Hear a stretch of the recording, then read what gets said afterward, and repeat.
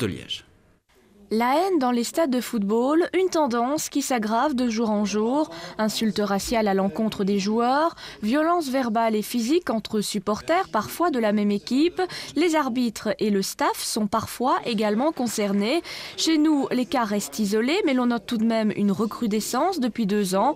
On se souviendra notamment du chant « Et les Wallons, c'est du caca » entonné par les supporters de Genk lors d'un match à Tubize en février 2009. Louis Desrois, choqué par ces slogans, était monté sur le terrain. De manière générale, en Belgique, on est relativement encore épargné par le phénomène. Bien sûr qu'il y a des choses qui sont inacceptables, mais elles ne prennent pas, je dirais, elles ne produisent pas en tout cas des conséquences qu'on ne sait pas maîtriser. Il y a quand même une loi football qui existe et qui a eu des effets positifs, donc il faut remettre ça dans son contexte. Maintenant, ce qui se passe dans les pays qui nous entourent est très préoccupant aussi parce que, bon, regardez, en France, vous avez quand même une équipe comme le Paris Saint-Germain qui joue désormais régulièrement dans un stade vide, dont la direction a dit qu'elle ne ferait plus d'appel contre les décisions qui la frapperait, qui la sanctionnerait ou ses joueurs. En France, il existe une association contre le racisme et l'antisémitisme. Elle s'appelle la LICRA et une partie de ses compétences est axée sur la lutte contre le racisme dans le monde du sport et tout particulièrement le football. Je suis venu ici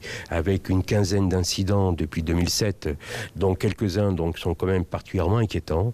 Je crois qu'il y a aussi en Belgique des mouvements radicaux d'extrême droite qui ne se contentent plus simplement d'actions en dehors des stades, mais commencent, je crois, sérieusement à s'intéresser aussi à des actions dans l'enceinte des stades. Donc, effectivement, il y en a moins qu'ailleurs. Pour autant, il ne faut pas baisser la vigilance ni la garde, parce que, je dirais, la bête sommeille.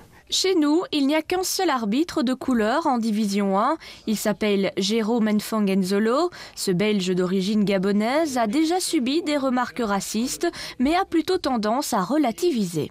C'est vrai que je pense avec beaucoup d'humilité, tout simplement parce que la vie vaut la peine d'être vécue. On est tous humains à tous les niveaux. Je parlais tout à l'heure de bêtises humaines. Et mon grand souhait, c'est que nous ne soyons pas tous des bêtises humaines.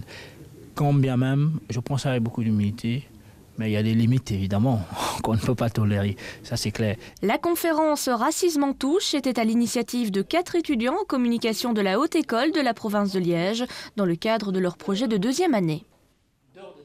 Et football toujours, je vous le rappelle, c'est ce soir que le Standard défiant